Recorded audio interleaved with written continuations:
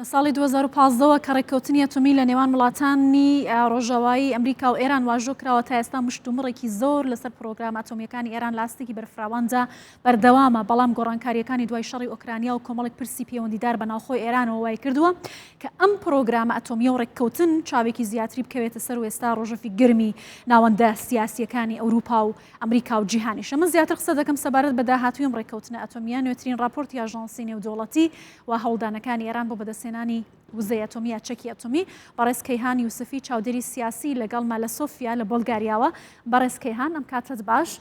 دوایین راپۆرتی ئاژانسی نێودەوڵەتی وزەی ئەتۆمی دەڵێت کە ئێران لە بەدەستهێنانی چەکی ئەتۆمی خەریکە نزیک دەبێتەوە، بە تایبەتی چەند بنکەیەکی ڕانەگەێنراوی وەکو فۆردۆ کە چالاکی ئەتۆمی تێدا بە شێوازێکی بەرفراوان دەستی پێکردووە، مەترسی بۆ سەر وڵاتانی دیکاوە نیگرانیەکانیان دروست کردووە. بۆچی ئێران بەم شێوەیە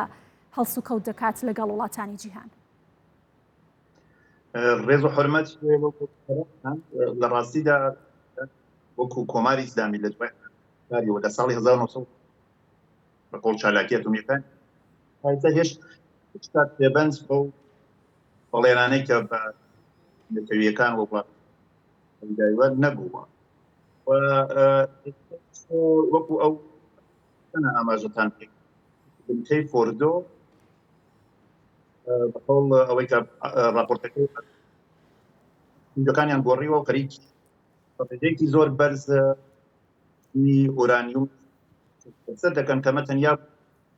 کردنی چەکی ناو بۆ ئامان و ئەمە ئوکراین و ناردی ڕۆسیا و کاروباری ئەمنیەتی و سەربازی دەستی داوە دەستێکەوە ئەو ڕێکەوتنامەی کە لە 2015 دوای ئەمریکا 2010 لێ چوە دەرەوە هەڵبۆشێتەوە، یانێ بە شێوەی ئێستا بڵێن وەکو هیچ ئەو ڕێکەوتنامە بە هیچ شێوەی نەبڵێنەکان بەڕێوە دەچێتن پێبەندە بەوە تەنیا خەریکن. بەڵێ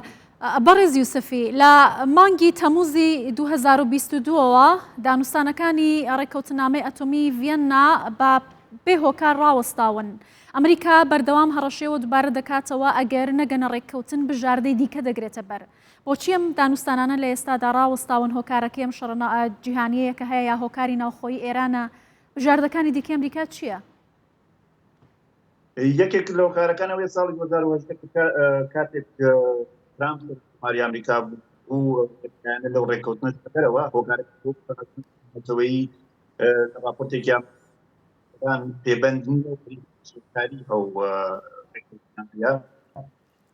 و ئێران ماوە بە ماوە ئاژان خەریکە چالاکیەکانی بەردەوامە بۆ دەسڵات ئۆرانیۆمی کە بتوانێت ناوەکی پێ دروست بکات و هەروەها متمان ئێرانیش پێبەند بەو نێونەتەوایانیە نەکردوە بەڵێندەر نییە وەکو وڵاتێکەوەی کە ڕێککەوتنامەی NPTیان واژۆ کردووە کەوەی کە پرۆگرامی ناوەکیان پرۆگرامی خوازانە بێ و ئەویان بەڕێوە بردەوە ڕێپۆرتێکی بەقەوڵ ڕاستیان بە دنیای دەرەوەداوە، بەڵام ئێران ماوە بە ماوەی دەردەکەوێت کە لە شوێنێک ڕادەگەێنێ و لە شوێنێکی دیکەەوە خەریکی پیتاندنی ئورانیومێکە کە قەدەغە کراوە. ئەو لە ڕێککەوتنەکە باس کراوە کە ئێران دەبێت ئورانیومی 3.67 دەغڵانە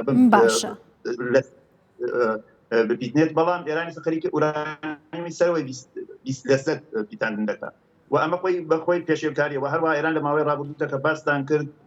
ئەو کامێرالەی کە ئاژانس بە جۆرێک ئاگادار نییە کە ئێران خەریکی چییە، یانێ بڵێ باشە. کۆی ئەم بابەتانە بەسراوەتەوە بە کۆمەڵێک پرس و هاوکێشەی جیهانیەوە. ئەمریکا، ڕووسیا، ئیسرائیل، سعودیە، وڵاتانی عەرەبی، لەلایەکی دیکەشەوە ئێران. چۆن لەنێو ئەم هاوکێشانەدا دەتوانرێت ئێران لە سەرمێزی دانوستان ڕازی بەو مەرجانە بکات کە ئەمریکا وڵاتانی ڕۆژاوایی ئەیانەوێت بەرژەوەندی ئەو وڵاتانەی کە بۆ ئێران و بۆ ئەمریکاش گرنگن لەم ناوەندەدا چی لێدێت؟ ئەبێ پێی بەرژەوەندیوان هەڵسوکەوت لەگەڵ ئێران دەکرێت؟ هەموو بەدوای بەرژەوەندی و هێژمۆنی خۆیانن و ئەوەی کە ڕاستیە بەرژەوەندی و کۆماری ئیسلامی لەگەڵ بەرژەوەندی ڕۆژاوا لە تەناقۆزدا یانە لە دژایەتی یەکتردایە و ئەوە دوو گوتار یا بڵێن چەندین گوتارە کە ئێمڕۆ لە جیهاندا دێ گوتارێک یا بڵێن گوتارێک کە دژی گوتاری ڕۆژاوان ئەو گوتارێک کە ئێستا رووسیا هەیەتی یا چین هەیەتی و ئێران خۆی بە هاوپەیمانی ئەوان دەزانێت و بەگشتی ئەوەی کە ئەو گوشارانەی کە ئامریکا و ڕۆژاوا ئەو بڵێن سێ وڵاتەکەی دیکە کە لەگەڵ ئەمریکایە وەکو ئاڵمان فەرانسە و بریتانیا دەیانەوێت ئێران بگۆڕن بۆ ئەوەی کە بەقەڵ وەکو فارسەڵەن ئەکتێکی بازداران دەبێت ئێران لە وڵاتێکی کە خاوەن چەکێتومی یا خاوەن شکلێکی بەقەڵ دوور هاوێژە بێت بیکەنە وڵاتێک کە هەڕەشەیەکی جدی بوو سەر بەرژەوەندەکانی ئەوان لە ناوچەوە بە تایبەت ئیسرائیلدا نەبێت ئێران وەکو وڵات ناوچەکە بسەپێنێ و ئێمە دەبینین لە شەڕی ئۆکراینە ئێران زۆرتر نزیک بۆ بۆ رووسیا هەرچەندە ئەوەی کە وەکو مێژووکیان هەیە لەگەڵ رووسی مێژووکی سێدەیە مێژووی هاوکاری لەگەڵ رووسیا هەیە و هەروە چەندین ڕێکوتنی لەگەڵ چیناکە واژۆ کردەوە هەموو ئەمانە ئێران دەخاتە خانوویەوە کە لە بەرەی دژی ڕۆژاوا بێ و ڕۆژاوا دەیەوێت لەو بەرە دابکەن. بەڵێ بەڕێز کەیهان یوسفی چاودێری سیاسی لە سۆفیاوە لە ڕێگەی سکایپۆ لەگەڵ مابووی زۆر سپاس.